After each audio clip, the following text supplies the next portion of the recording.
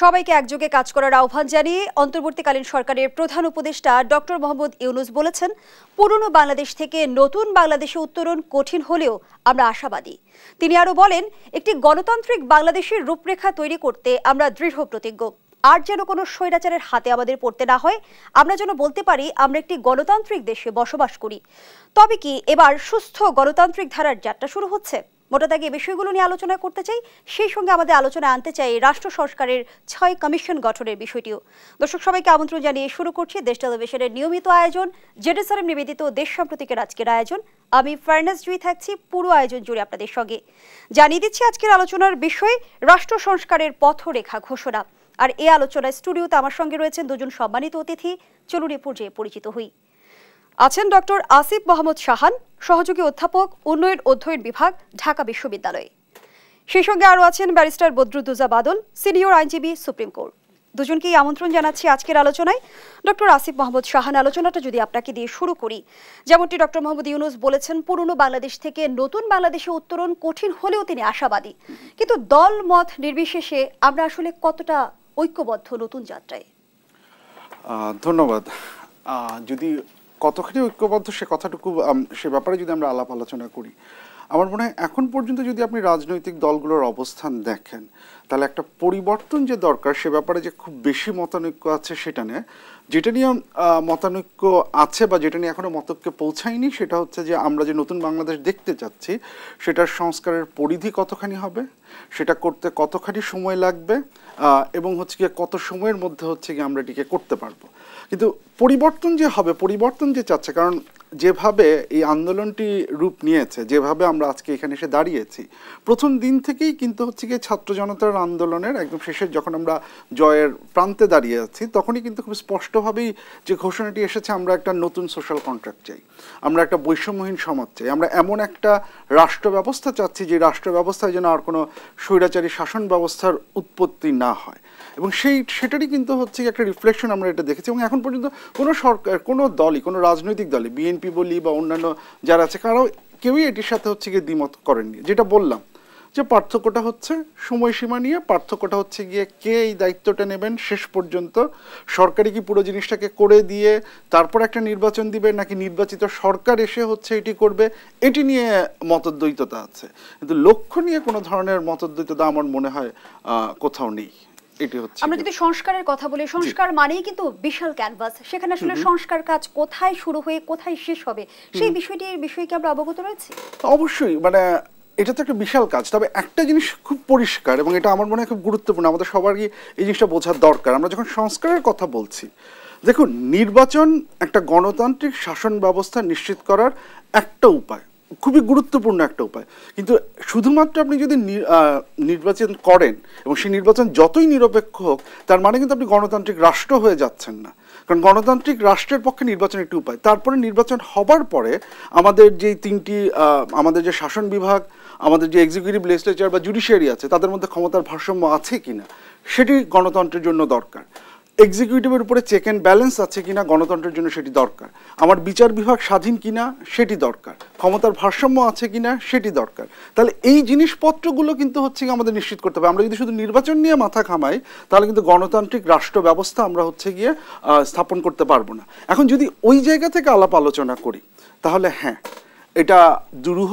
কিন্তু এই কাজটা করারই কিন্তু হচ্ছে গিয়ে ম্যান্ডেট এই সরকার নিয়ে এসেছেন। অন্তর্বর্তীকালীন সরকার বারবার এই কথাটাই বলছেন যে তারা এটিই করতে চান। সো ওই দিক থেকে যদি আমরা চিন্তা করি, এবং গতকালকে আপনি তো শুরুতেই যে কথাটা বললেন যে আমরা রিফর্ম কমিশন কতগুলো পেয়েছি, সেখানে কনস্টিটিউশনাল রিফর্ম কমিশনের কথা বলা আছে, তার মানে এই জিনিসটা নিয়ে একটা আলাপ আলোচনা হবে। বিচার বিভাগের রিফর্ম নিয়ে কথা আছে, সেটি নিয়ে কথা হবে। ইলেকটোরাল সিস্টেমের রিফর্ম নিয়ে কথাবার্তা আছে, জনপ্রশাসনের রিফর্ম নিয়ে কথাবার্তা আছে। তার মানেটা হচ্ছে যে আমরা ওই রাস্তাতেই আগাচ্ছি, যে রাস্তা শুধু নির্বাচন কেন্দ্রিক একটি শাসন ব্যবস্থা না, গণতান্ত্রিক প্রতিষ্ঠানগুলোকে শক্তিশালী করা এবং এই যে চেক অ্যান্ড ব্যালেন্স এবং ক্ষমতার ভারসাম্য তৈরি করা, যেটা এককেন্দ্রিক কোনো শাসন ব্যবস্থা তৈরি করবে না, সেই দিকটাতেই আমরা যাচ্ছি। সো যদি এই জিনিসপত্রগুলো বাস্তবায়িত হয়, আমার মনে হয় আমরা সঠিক দিকে যাচ্ছি। ধন্যবাদ জানাচ্ছি আপনাকে ব্যারিস্টার বদরুদ্দোজা বাদল। আমরা যদি একটু গণতান্ত্রিক অভিযাত্রার ইতিহাস দেখি, বাংলাদেশে কিন্তু গণতান্ত্রিক অভিযাত্রায় বারবার হোঁচট খেয়েছে। আমরা বিরাজনীতিকরণ যেমন দেখেছি, একনায়কতন্ত্র দেখেছি, সেনা শাসন দেখেছি, আবার গণতন্ত্রের মোড়কে আমরা স্বৈরতন্ত্র দেখেছি। সেই জায়গা থেকে অন্তর্বর্তীকালীন সরকারের প্রধান উপদেষ্টা যেমনটি বলেছেন, একটি গণতান্ত্রিক বাংলাদেশের রূপরেখা তৈরিতে তারা দৃঢ় প্রতিজ্ঞ। সুস্থ গণতান্ত্রিক ধারার শুরু হচ্ছে কি? আপনাকে ধন্যবাদ।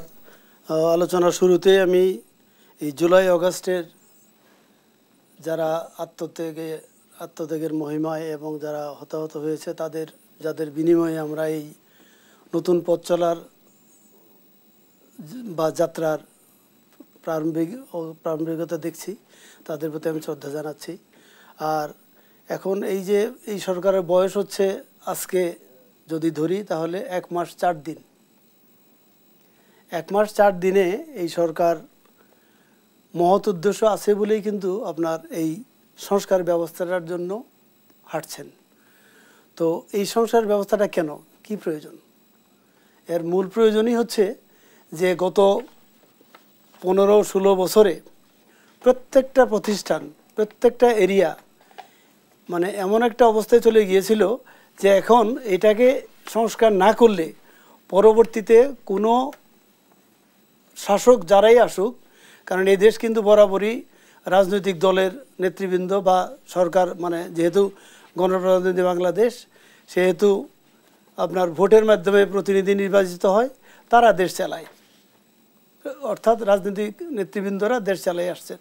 তো এখন এই রাজনৈতিক নেতৃবৃন্দের দেশ পরিচালনার ক্ষেত্রে যেহেতু প্রত্যেকটা সেক্টরেই ব্যর্থতা দেখা যাচ্ছে, যেমন ধরুন বিচার বিভাগে হস্তক্ষেপ, পুলিশ বিভাগে যত্রতত্র পুলিশ বিভাগকে ব্যবহার, নির্বাচন ব্যবস্থা অনেকটাই ধ্বংসের মতো অবস্থানে দাঁড়ানো এবং সংবিধানকে কাটাছেঁড়া করে ইচ্ছা মতো যখন যা সংশোধনী এনেছে, এইগুলোর জন্যই কিন্তু এই সংস্কারের চিন্তাধারাটা এই সরকারের মাথায় এসেছে।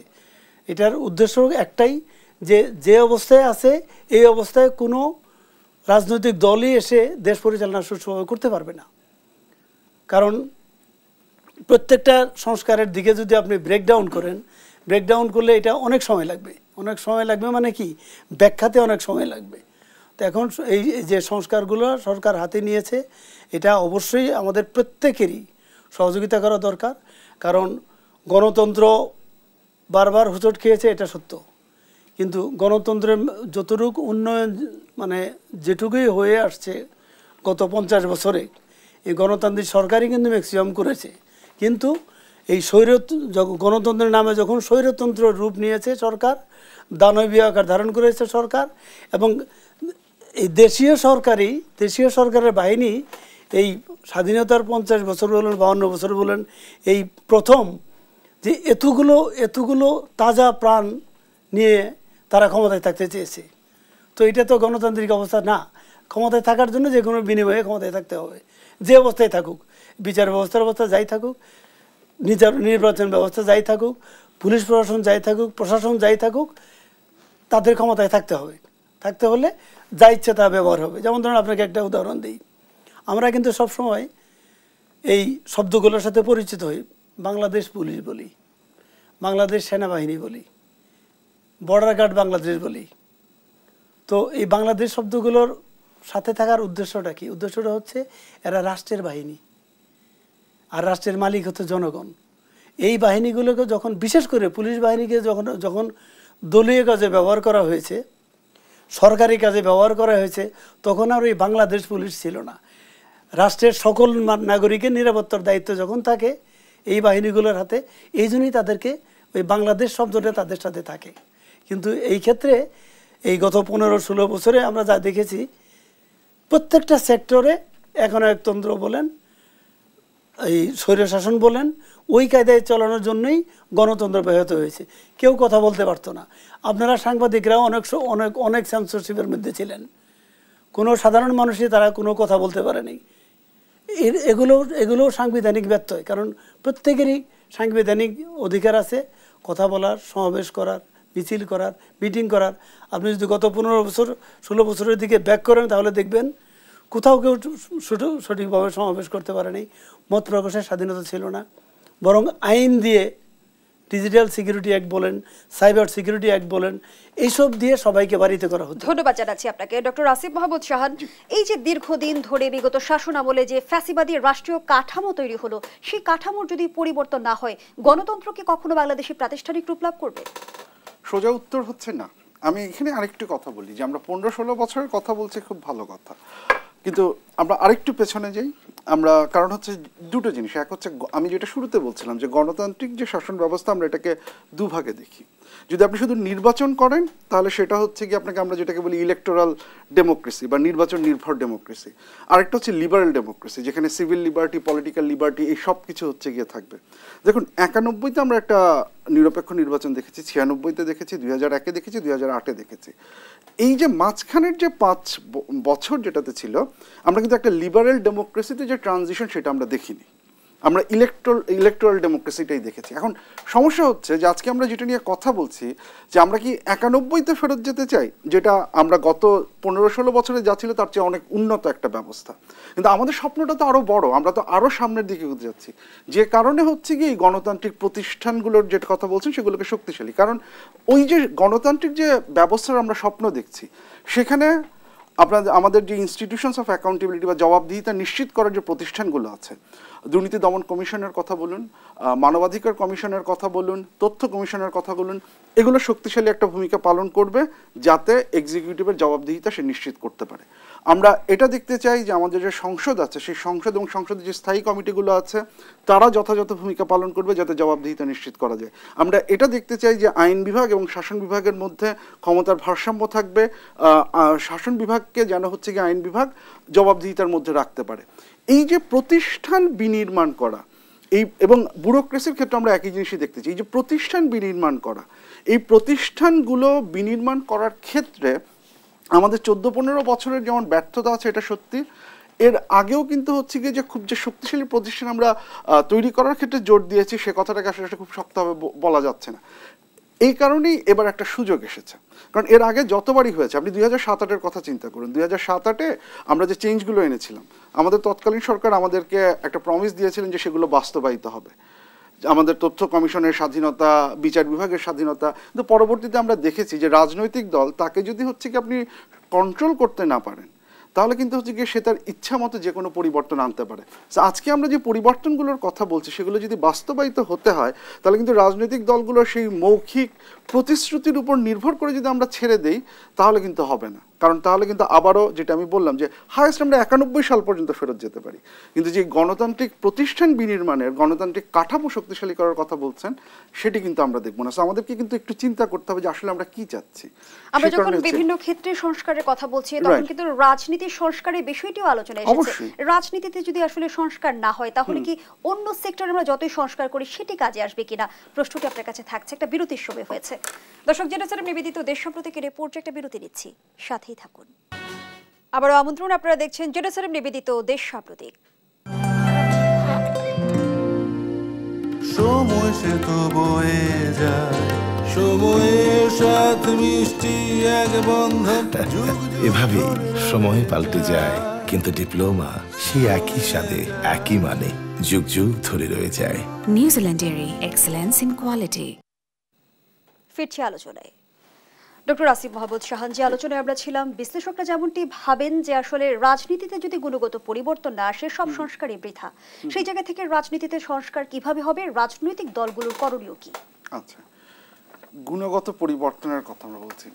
দেখুন, একটা কথা বলি, আমাদের একটা ধারণা আছে যে রাজনীতি হবে দেশের মানুষের মঙ্গলের জন্য, রাজনীতি হবে দেশের কল্যাণের জন্য, রাজনৈতিক দলগুলো দেশের কল্যাণের জন্য কাজ করবে। এই জিনিসটা আমরা সবসময় মনে করি এবং এই কারণে আমরা রাজনৈতিক দলগুলোকে বিশ্বাস করি এবং তারপরে হচ্ছে আমাদের একটা স্বপ্নভঙ্গ হয়। সত্যি কথাটা যেটা হচ্ছে, দুনিয়ার কোনো দেশে কোনো রাজনৈতিক দল মঙ্গল করবে এই উদ্দেশ্যে আসে না। রাজনৈতিক দলগুলো একটা রেশনাল অ্যাক্টর, তাদের উদ্দেশ্য দুটো, নির্বাচনে জেতা এবং আবারও ক্ষমতায় ফেরত আসা। গণতান্ত্রিক রাষ্ট্র ব্যবস্থায় যেটা হয় যে আবার ক্ষমতায় ফেরত আসতে হলে আপনি যে প্রতিশ্রুতিগুলো আপনি দিয়েছেন সেই প্রতিশ্রুতিগুলো আপনাকে পালন করতে হবে। যদি উদাহরণ দিই যে আপনি প্রতিশ্রুতি দিলেন আপনি সবার জন্য স্বাস্থ্যসেবা নিশ্চিত করবেন, তার এবং 5 বছর পরে জনগণ দেখবে আপনি করেছেন কিনা, না করলে আপনাকে ভোট থেকে ক্ষমতা থেকে সরিয়ে দিবে। এটা বাধ্য করে তাদের হচ্ছে গিয়ে কাজগুলো করার। এখন আমরা যদি ওইভাবে চিন্তা করি যে রাজনৈতিক দলগুলো রেশনাল অ্যাক্টর সেটা চিন্তা করবে, তাহলে এই রাজনৈতিক সংস্কারে পরিবর্তন হবে, তারা সবাই ভালো হয়ে যাবেন, এরকম কোনো কিছুতে বিশ্বাস করার কোনো অর্থ হয় না। যেটা করতে হবে, আমাদেরকে এমন একটা সিস্টেম ডিজাইন করতে হবে যেই সিস্টেমে রাজনৈতিক দলগুলো বাধ্য হবে তাদের আচার ব্যবহারটা এমনভাবে করতে যাতে হচ্ছে গিয়ে ক্ষমতা কেন্দ্রীভূত না হয়ে যায়। তাহলে আমাদের যে কারণে সংস্কারের ক্ষেত্রে যেটা বলছে, রাজনৈতিক দলগুলোর নিজে থেকে সেই দায়িত্ব নেওয়ার কোনো ইতিহাস কোথাও নেই। তাদেরকে কিভাবে আমরা বাধ্য করতে পারি? আমরা যদি এমন একটা কাঠামো তৈরি করি যেই কাঠামো ক্ষমতা যাতে কেন্দ্রীভূত না হয় এক ব্যক্তি, এক দল বা একটি অর্গানের হাতে, সেটি নিশ্চিত করতে পারি। তার মানে হচ্ছে কি, যে রাজনৈতিক দলই ক্ষমতায় আসুক, সে সংবিধানের কারণে বা অন্য কোনো কাঠামোর কারণে দেখছে যে আমি ক্ষমতা সম্পূর্ণ নিজের হাতে নিতে পারছি না, যেটার মাধ্যমে আমি সকল ধরনের পরিবর্তন আমার পক্ষে নিয়ে আসতে পারবো, যেটা 2008-09 ঘটেছে। 230টা সিট নিয়ে যখন আওয়ামী লীগ এসেছে, বা 2001 সালে বিএনপি যখন 200-র অধিক সিট নিয়ে এসেছে, তখন কনস্টিটিউশন চেঞ্জ করা, যে কোনো কিছু করার ক্ষমতা তারা পেয়ে গেছে। এইটা যাতে না হয় সেটা আমাদের নিশ্চিত করতে হবে। দ্বিতীয়ত, আমাদের রাজনৈতিক দলগুলো হচ্ছে গিয়ে তারা এমনভাবেই বেড়ে উঠছে যে আমাদের কারোর সাথে কোনো ধরনের কম্প্রোমাইজ করার দরকার নেই। সরকারি দলে আমি যেটা থাকবো, আমার যে নিয়ম নীতি আমি সেটাই পালন করব। তাহলে আমার সিস্টেমে এমন কিছু একটা ইনসেন্টিভ তৈরি করতে হবে যেন রাজনৈতিক দলগুলো কম্প্রোমাইজ করতে বাধ্য হয়। সেটার জন্য দ্বিকক্ষ বিশিষ্ট শাসন ব্যবস্থা হতে পারে, সেটার জন্য হচ্ছে গিয়ে আপনি প্রধানমন্ত্রী এবং রাষ্ট্রপতির ক্ষমতার মধ্যে ভারসাম্য আনতে পারেন, সেটার জন্য হচ্ছে গিয়ে আপনি ইনস্টিটিউশনস অফ অ্যাকাউন্টেবিলিটিগুলোকে শক্তিশালী করতে পারেন। এটা হচ্ছে কি ইম্পর্টেন্ট ফ্যাক্টর। আপনি কিছু রুলস দিয়ে দিলেন যে রাজনৈতিক দলগুলোর এভাবে ব্যবহার করতে হবে, রাজনৈতিক দলগুলো হচ্ছে গিয়ে যদি না করে আমলে নেবে, সেটা একটা প্রশ্ন। আপনি বাধ্য করতে পারেন এটা করার জন্য। ব্যারিস্টার বদরুদ্দোজা বাদল, 6টি সংস্কার কমিশনের একটি সংবিধান সংস্কার কমিশন। বিগত সময় আমরা যেমনটি দেখেছি 17 বার সংবিধান কাটাছেঁড়া করা হয়েছে, কিন্তু যৌক্তিক সংশোধনী আসেনি। সেই জায়গা থেকে এখন প্রশ্ন উঠেছে, সংস্কার না পুনর্লিখন? দেখুন, আসলে আমরা কিন্তু এই সরকারকে অন্তর্বর্তীকালীন সরকার বলতেছি, কারণ এই সরকারের রুটিন ওয়ার্কই অনেকটা ধরা যায় যে এই সংস্কার শেষ করে একটা সুষ্ঠু নির্বাচনের মাধ্যমে গণতান্ত্রিক পদ্ধতি ফিরিয়ে দিবে এবং যারা জনগণের ম্যান্ডেট নিয়ে আসবে তারা দেশ পরিচালনা করবে। এখন এই বর্তমান অন্তর্বর্তীকালীন সরকার যে পদ্ধতিতে আগাচ্ছে, আপাতত তারা 6টা সংস্কারের জন্য মোটামুটি চেয়ারম্যান সিলেকশন করে দিয়েছে। এখন তারা পরবর্তী কর্মসূচিতে যাবে। দেখুন, আসলে মেইন জিনিসটা হচ্ছে, যদি আপনি একটা অন্তর্বর্তীকালীন সরকারের উপরে সব কিছুই দায়িত্ব দিয়ে দেন যে তোমরা সব শেষ করো, ইট ইজ প্র্যাকটিক্যালি ইম্পসিবল, পারবে না। তাদেরকে তারা যে পথে যাচ্ছে সেটাই বেটার। কিন্তু এর মধ্যেও যেগুলো প্রায়োরিটি পাবে, যেমন ধরেন সংবিধানের কথা বলতেছেন, সংবিধানের সংশোধন আর্টিকেল 142-তে ক্যাটাগরিক্যালি বলা আছে এটা শুধু পার্লামেন্টই পারবে। আবার হাইকোর্টে 15th অ্যামেন্ডমেন্ট চ্যালেঞ্জ করে রিট ফাইল করা আছে, পেন্ডিং আছে। সেই 15th অ্যামেন্ডমেন্ট যদি এন্টায়ারলি বাতিল হয়ে যায় হাইকোর্ট থেকে, তাহলে কেয়ারটেকার ফর্ম অফ গভর্নমেন্ট চলে আসবে এবং অনেকগুলো সংশোধনী will back to their own previous position. তাহলে আপনার পুনর্লিখন করতে গেলে এটা খুব দীর্ঘসূত্রিতার বিষয়, কারণ এত অল্প সময়ে ওনারা সব কিছু সেরে সংবিধান পুনর্লিখন করা এটা প্র্যাকটিক্যালি ইম্পসিবল।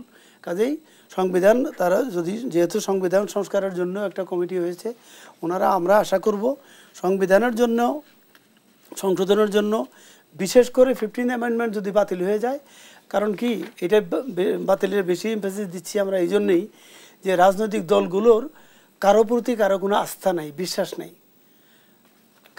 কারণ যেমন ধরেন গত 15 বছরের হিসাবে যদি আসি, তাহলে দেখা যাচ্ছে যে বিএনপি একটা বড় রাজনৈতিক দল, তারা দেশ চালিয়েছে 3 বার।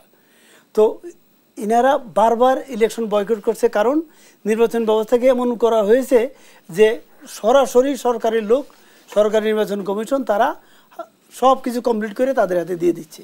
তো এখন যদি কমিশনকে স্বাধীনভাবে কাজ করতে দেওয়া না হয়, যেমন ধরেন কিছুদিন আগে ইন্ডিয়াতে ইলেকশন হয়ে গেল, এত বড় একটা দেশ, অথচ তাদের নির্বাচন নিয়ে কিন্তু একটা প্রশ্ন কেউ তুলে নাই। অথচ আমাদের দেশে নির্বাচন আসা মানেই হচ্ছে যে এটা ধরে নিতে হবে যে শুধু নমিনেশন পাইলেই পাস, সব ব্যবস্থা প্রশাসন, পুলিশ প্রশাসন, যারা যারা সংশ্লিষ্ট তারা সব সরকারের জন্য করে দিবে। কাজেই আমার মনে হয় যে পথে সরকার যাচ্ছে, যদি সংক্ষিপ্ত আকারে মেজর চেঞ্জগুলোর দিকে আগায় তাহলেই আপনার তারা কাজ কমপ্লিট করতে পারে। তা না হলে সব নিয়ে একসাথে শুরু করলে সময়ও পাবে না এত, আর কমপ্লিটও করতে পারবে না।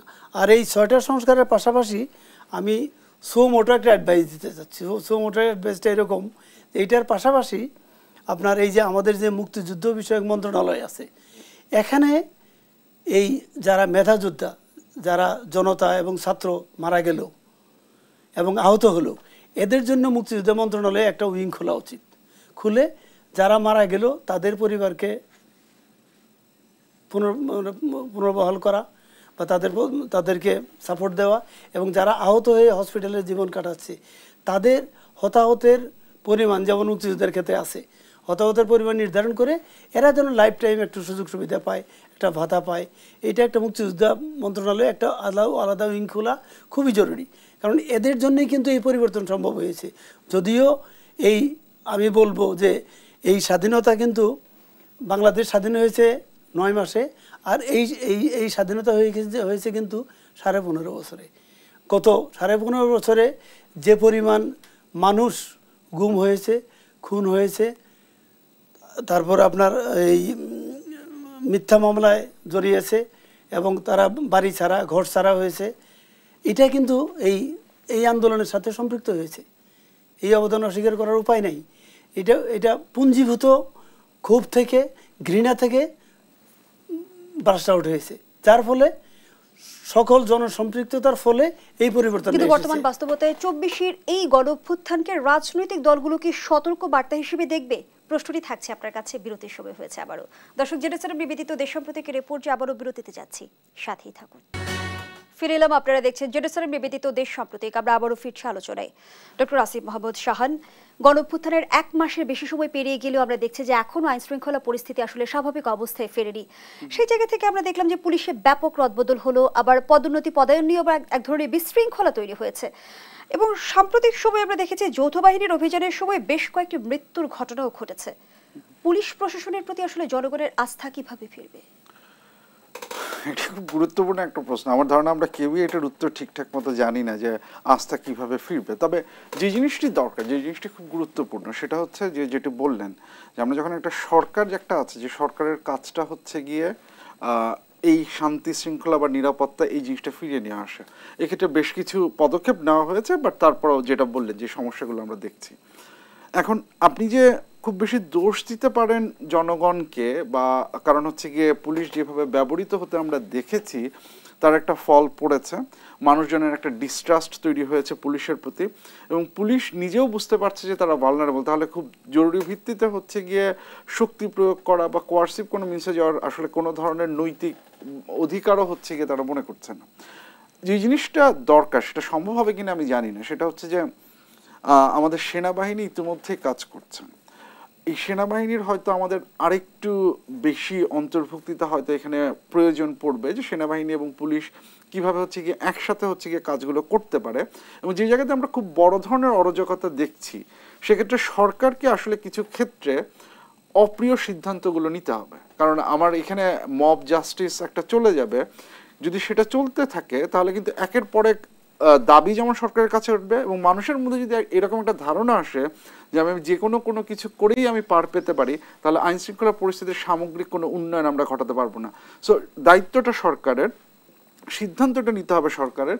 যদি প্রয়োজন হয় কিছু ক্ষেত্রে সে অপ্রিয় সিদ্ধান্তগুলো নিতে হবে, এবং সেই ক্ষেত্রে সেনাবাহিনী এবং পুলিশ একসাথে কিভাবে আপাতত কাজ করে একটা আস্থা অর্জনের জায়গায় জনগণের যেতে পারে, যেখান থেকে পুলিশ বাহিনী হয়তো আরেকটু গ্রহণযোগ্য পর্যায়ে যাবে, সেভাবে হয়তো চিন্তা ভাবনা করে আগানো যেতে পারে। ধন্যবাদ জানাচ্ছি আপনাকে ব্যারিস্টার বদরুদ্দোজা বাদল। এবার পুলিশ চাইছে আসলে স্বায়ত্ত শাসন, আর এর মধ্য দিয়ে কি আসলে আমরা রাজনীতির প্রভাব মুক্ত করতে পারবো পুলিশকে? দেখুন, এই জন্যই কিন্তু এই সংস্কারগুলোর প্রশ্ন চলে আসছে, এবং সংস্কারের জন্য সরকার উদ্যোগ নিচ্ছে। কারণ অ্যাপারেন্টলি সরকার দেখতেছে বা দেশের মানুষ দেখতেছে যে পুলিশকে রাজনৈতিকভাবেই সবসময় ব্যবহার করা হচ্ছে, সরকারিভাবে ব্যবহার করা হচ্ছে, রাষ্ট্রীয়ভাবে না। যার ফলে অনেক সময় পুলিশ তার চাকরি রক্ষার্থে, অনেক সময় তার ভালো পোস্টিংয়ের জন্যে, প্রমোশনের জন্যে বা ব্যাড পোস্টিং থেকে বাঁচার জন্যে সরকারের বা দলীয় রোশনালে পরে এ সমস্ত করতেছে।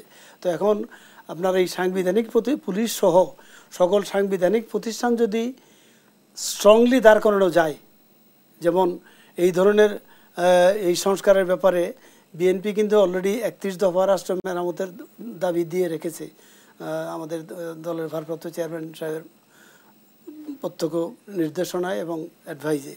তো ওই রাষ্ট্র সংস্কারের মধ্যে এগুলোও আছে।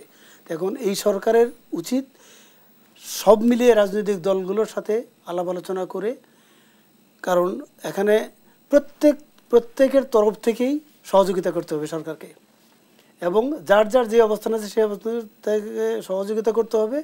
আর প্রয়োজনে কনস্ট্রাকটিভ সমালোচনাও করা যাবে সরকারকে, যে হ্যাঁ আপনার এই জায়গাটা ভুল হচ্ছে বা এই জায়গাটা সরকার ভুল করতেছে, it should be rectified, it should be modified. তো এখন যদি সরকার সবার কাছ থেকে সহযোগিতা পায় এবং প্রত্যেকটা সাংবিধানিক প্রতিষ্ঠান যদি শক্তভাবে স্বাধীনভাবে কাজ করার মতো অবস্থান এই সরকার গড়ে তুলতে পারে, তাহলেই কিন্তু পরবর্তীতে নির্বাচন উত্তর যেই সরকারই আসুক এই ফেসিস্ট অবস্থায় আর যেতে পারবে না, চাইলেও যেতে পারবে না। যেটা আপনি আগেই বলেছিলেন যে এটা বার্তা কিনা, হ্যাঁ বার্তা, এটা অবশ্যই বার্তা।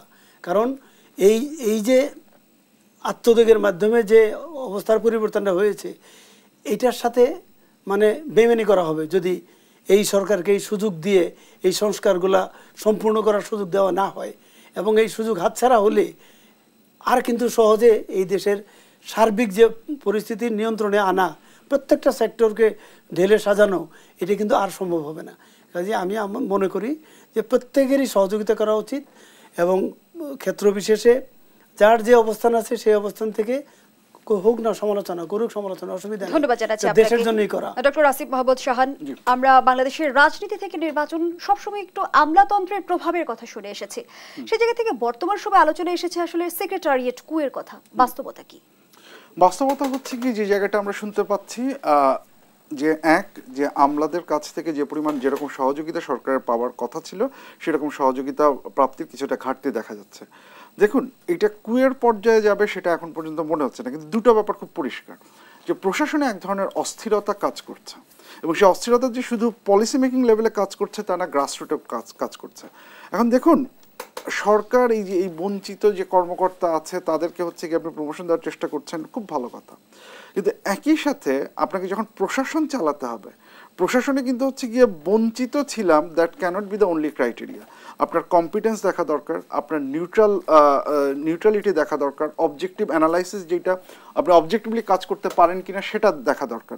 আমি কিন্তু শুধুমাত্র যে দল বা দলীয় পরিচয় বা এটার বেসিসে হচ্ছে গিয়ে কেউ বঞ্চিত হয়েছেন সেটার ভিত্তিতে যদি আমি কাজ করি, তাহলে অস্থিরতা আরও বাড়তে থাকবে। কারণ গ্রাসরুটে যারা কাজ করেন, ব্যুরোক্রেসির সিস্টেমটা এভাবে কাজ করে যে গ্রাসরুটে যারা কাজ করছেন, মানে ইউএনও বা হচ্ছে কি এসি ল্যান্ড, ওনারা যারা কাজ করছেন, অনেক সময়ই তারা কাজগুলো অনেক কিছু করতে বাধ্য হন উপরের নির্দেশে। এখন এই উপরের নির্দেশের মধ্যে কেউ অতি আগ্রহে অনেক কিছু করেন, কেউ সরাসরি দুর্নীতির সাথে যুক্ত হন, অনেকে হচ্ছে গিয়ে চেষ্টা করেও এটাকে থামাতে পারেননি। তাদের ব্যর্থতা কিন্তু হচ্ছে গিয়ে যে তারা যে হুকুমটা ছিল সেটা পালন করেছেন ততটুকুই, তারা কিন্তু হচ্ছে গিয়ে বাকি অপরাধী না। সো আপনাকে ওটা আইডেন্টিফাই করতে হবে, কারা আসলে পরিস্থিতির চাপে এটা করেছেন, কারা হচ্ছে গিয়ে একদম হচ্ছে গিয়ে দলীয় লোকের মতো কাজ করেছেন। একই জিনিসের মানে আপনি হচ্ছে গিয়ে সবাইকে একই শাস্তি দিতে পারেন না।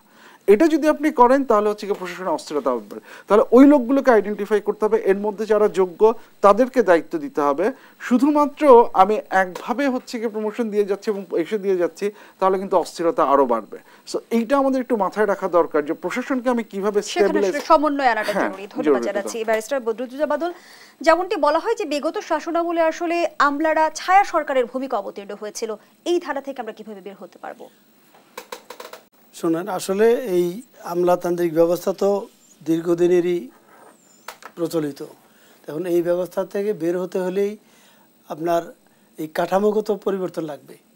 কারণ হচ্ছে এখন দেখা যাচ্ছে যে অনেকেই বিশেষ একটা দলের জন্য উনি এই দল করতেন, আবার দেখা যাচ্ছে সরকার পরিবর্তন হওয়ার সাথেই উনি দেখা যায় রাতারাতি এক দল থেকে আরেক দলে চলে গেছে।